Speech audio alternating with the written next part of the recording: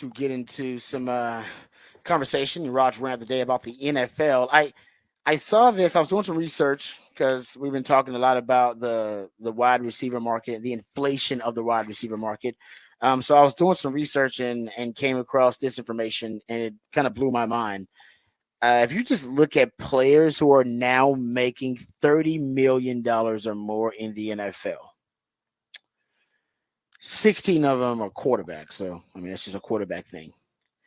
But of the non-quarterbacks, two D linemen, which you expect, four wide receivers.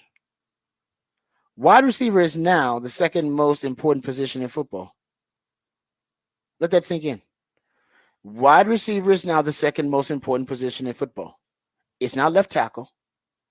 It's not defensive end edge rusher. It's not cornerback. It's wide receiver. You have four wide receivers now making 30 million or more. And guys, it's easily going to be two more. CD's going to add to that. Jamar Chase is going to add to that. Yeah. By the end of this offseason, you are six wide receivers making $30 million or more, guys. You ain't got no defensive ends, no cornerbacks, no other position, no left tackles like that. And think about how quickly it happened. 5 years ago, you only had five receivers making at least $20 million a year. And 5 years later, we're about to have six making $30 million a year. You think inflation has hit the grocery store and everything that you buy? That's unbelievable. So the NFL is telling you, they're telling you, and they are doing it with the draft. All right, premium positions in the draft, doing it with the draft, and they're doing it now with the valuation overall of the wide receiver position and the increase, the ballooning in value of the wide receiver position. Just a short time. They're telling you, guys, wide receiver is the second most important position in this current game. In the modern game that we are watching, it's the second most important position behind quarterback. I don't know when it happened either. I would have been talking about it earlier if I had seen it. It happened so fast that I don't even know if we even recognized it. It happened, right? It happened so quickly. And it really started to materialize, like 2 years ago. I mean, AJ Brown just got this new deal, right? Then Amon-Ra St. Brown gets his deal. So Tyreek Hill was the $30 million man 2 years ago. He was the only one. And then Amon-Ra St. Brown and AJ Brown, now Justin Jefferson, and then pretty soon CD Lamb, and then pretty soon after that, it's going to be Jamar Chase.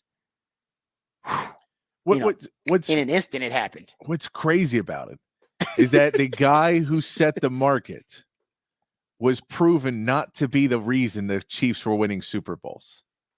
Yes. That's the craziest part about it.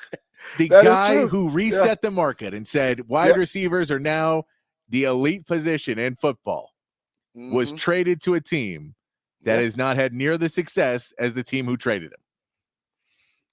And Patrick, honestly, to add to that, because that is a very astute observation. Tyreek Hill, we all thought somebody's going to suffer when Tyreek Hill and Patrick Mahomes, when they part ways, right? Either Mahomes' productivity is going to drop off, or Tyreek Hill's productivity and success will drop off. And it actually didn't happen. Both of them thrived apart from each other. They still were perfectly fine apart from each other. But you're right. It did show you. But I think the NFL is smart enough to know, listen, if I got Patrick Mahomes, I can win without Tyreek Hill. But if I ain't got Patrick Mahomes, I'm not going to be in that position. That dude there is a certified alien. I mean, he is a force of nature. Yeah, I mean, that guy is easily the best quarterback in the league, and he's on the best pace for honestly any pro athlete in major American team sports. He's on the best pace to start a career of any athlete in major American team sports. You could argue that. Yeah. Considering what he's done so early in his career, the championships and the MVPs. So he's built different, but you're right. I mean, we saw Green Bay trade Devontae Adams, and they seem fine. Titans, not so much when they trade AJ Brown, but fewer and fewer teams are resetting the market, and more are deciding, we're going to pay these guys. But like I said, it's amazing how it came out of nowhere. It just, they always say, technology. It basically increases exponentially.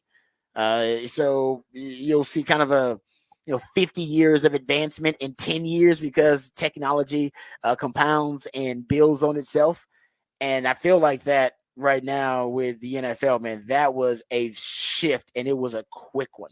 Like I said, we didn't even really get a chance to notice a trend or pattern developing. It just happened.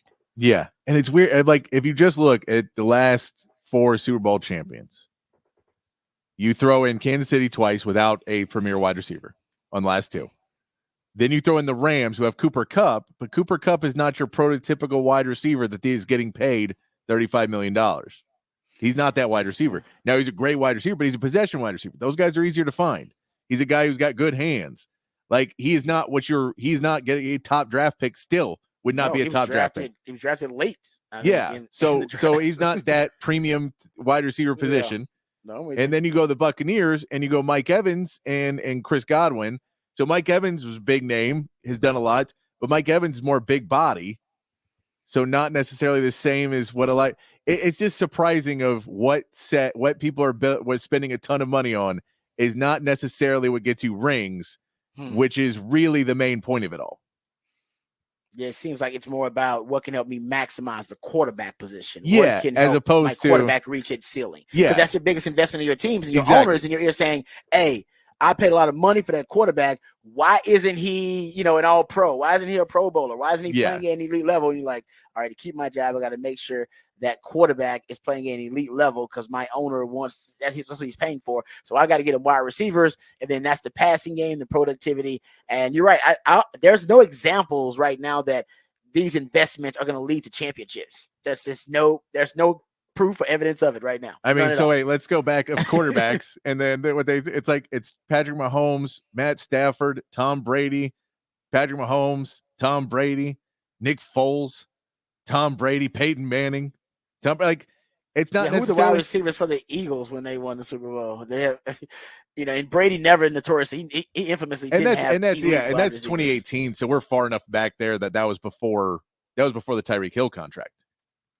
Yeah, I know, but my point is, even before that, like there's nothing in the recent history that would suggest that should be influencing this trend, and it's just like, nope, it's happening, man. No, it's just Trent Baalke paid too much for Christian or what was it? Christian Kirk. Yeah, Christian Kirk. I remember and that. Zay Jones. He paid too much for those guys, and it ends up that now every wide receiver. And on the flip side, running backs, somebody decided that they weren't worth any money. And now they're worthless. Pretty much. And it was more that stat that came out about the shelf life of running backs and how they peak at like 27. And then after that, slowly but surely, their productivity drops off. But I saw it last night and I was like, that can't be right. It's right.